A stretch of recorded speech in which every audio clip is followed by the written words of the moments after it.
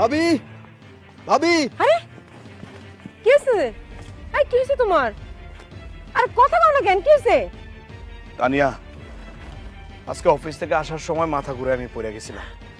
Doctor পরীক্ষা নিরীক্ষা করে কইল কি আমার নাকি 2টা কিডনি প্রায় নষ্ট হয়ে গেছে। হায় আল্লাহ, তুমি এসব কি কইতেছো? ঠিকই কইছি তানিয়া, আমি আর বেশি দিন বাঁচুম না। তবে কেউ যদি আমার একটা কিডনি দেয় তাইলে নাকি আমি বাইসে থাকুম।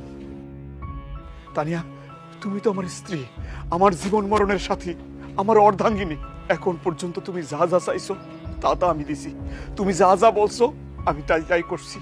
তানিয়া, তুমি কি আমার একটা কিডনি দিবা? কথা কইতেছো না কেন? আমার একটা কিডনি দিবা তানিয়া? আমি কেন তোমার কিডনি দিতে যাবো? আমার কি এমন বয়স হয়েছে আমি তোমার কিডনি দিয়ে আমার সুন্দর জীবনটা নষ্ট করতে পারবো না। খালা, আপনার মেয়ের জামাই টাকার অভাবে বিদেশে যাইতে পারে নাই। আমি টাকা দিছি, আমার টাকা দিয়ে সে বিদেশে গেছে। এছাড়াও আপনি যখন বিপদে পড়ছেন আমি যা কিছু সম্ভব দিয়ে আপনার পাশে ছিলাম। খালা, আপনি কি আমার একটা কিডনি দিবেন? তুমি কে? হ্যাঁ, তোমার আমি কিডনি দিমু? যদি আপন মাইয়ার জামাই হইতা তাও একটা কথা ছিল। তুমি তো আমার আপন মাইয়ার জামাই না, তো তোমার আমি কিডনি দিমু? পারবো না বাবা, তোমার আমি কিডনি দিতে পারবো না। আমার একটা জীবন আছে না। আব্বাজান, যে বাপ আমার জন্ম দিছে, খাওয়ায় পড়ায় বড় করছে, আমার লেখাপড়া করাইছে, সেই বাপের আমি কোনোদিন শ্রদ্ধা করি নাই, ভালোবাসি নাই। সেই বাপের জায়গায় আমি আপনারে বসাইছি। আপনার যা যা দরকার আমি দিছি। আপনার নামে অ্যাকাউন্ট করে আমি লাখ লাখ টাকা সেই অ্যাকাউন্টে দিছি।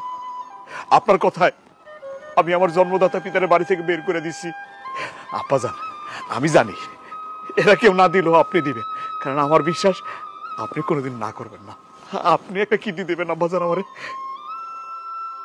কি হলো আব্বাজান, বলেন না, আপনি আমার একটা কিডনি দিবেন? আমি তোমার কিডনি দিতে যাবো কিসের জন্য? তুমি আমার কে? মেয়ের জামাই। তোমার সঙ্গে তো আমার রক্তের কোনো সম্পর্ক নাই। কিডনি দেওয়ার প্রশ্নই আসে না। তাছাড়া এই বয়সে তোমার কিডনি দেখে আমি মরবো নাকি? সম্ভব না। তোমার এরকম কি করেন আব্বাজান? আমি আপনার আপন ছেলে না? কিন্তু আমি তো আপনার